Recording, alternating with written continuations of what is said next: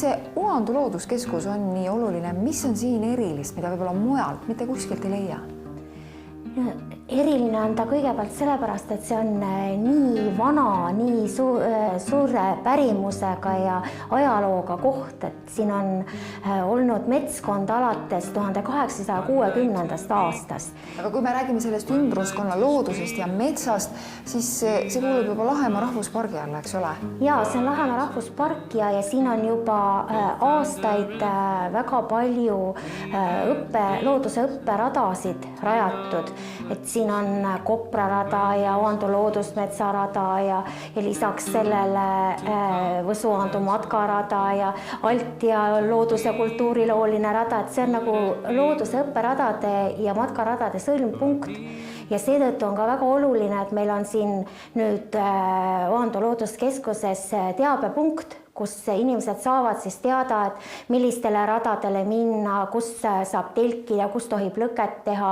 Ja see on selline info, mida me tahame edasi anda ja samas ka on loodusõppeprogrammid, kus käivad siis õpilased.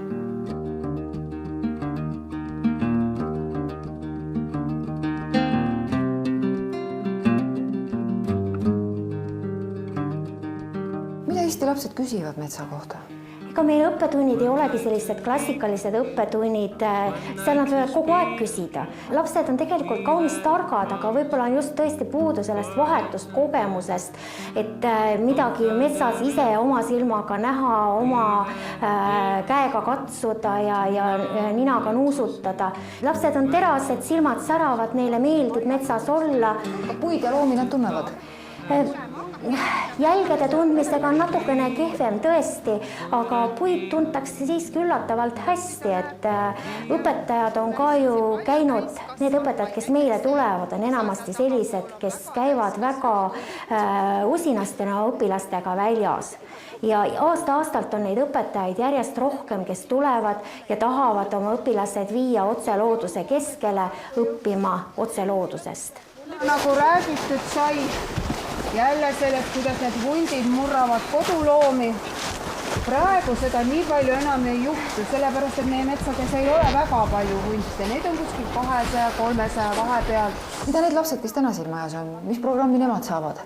Nende programmi nimi on hundiretk ja see tähendab seda, et klass kehastub hundikarjaks. Nad saavad endale sellised nii-öelda hundipassid, kaelakaardid, kus on siis kas hundikutsika pilt või siis noore hundi pilt ja nende juhendaja on siis vana emahunt, kes juhib seda hundikarja metsarajal ja õpetab neile hunditarkusi.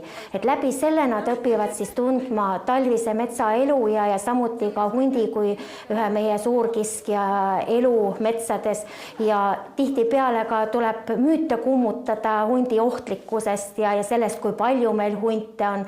Just praegu ka filmilõiku vaadates lastega rääkides tuli välja, et lapsed arvasid, et meil on 1000 hunte metsades ja et hunti on tunduvalt rohkem kui karu või ilvest, et see kõik tuleb nagu läheb paika selle programmi jooksul ja arutatakse läbi ja vaadatakse üle. Mis see kõige suurem hunditarkus on, mida me seal raja peal lastele väljas õpetatakse? Kõige suurem hunditarkus on tegelikult see, et hunt on samamoodi osa meie metsade elukooslusest nagu teised loomad, nagu jänesed ja hiired, et kõigil on oma koht looduses ja mitte ühtegi looma ei tohiks nagu põlata, et ta on nüüd kuri või paha, et ta on Eesti metsa elanik ja peame inimestena siin koos teiste liikidega elama ja läbi saama, et ei tohi nagu kedagi põlata. No selline teoreetilisem tegevus, ma saan aru, eelneb ka filmi vaatamine ja seal teises toas istutakse ka ümber laua.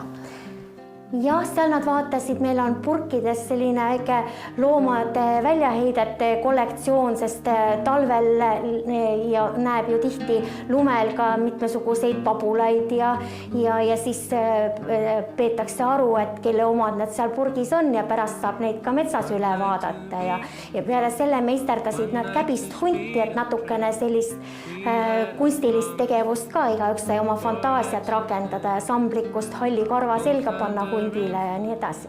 Ma saan aru, et see tähendabki hästi tihedat koostööd õpetajatega ja koolidega, et te püsite järje peal, mida koolitunnis õpetatakse ja siis saaks justkui siit looduskeskusest järje sellele koolitunnile.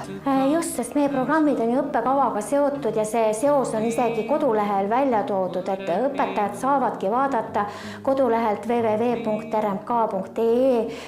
kõiki programme, mida mingis looduskeskuses tehakse. One night of magic brunch, the start is simple.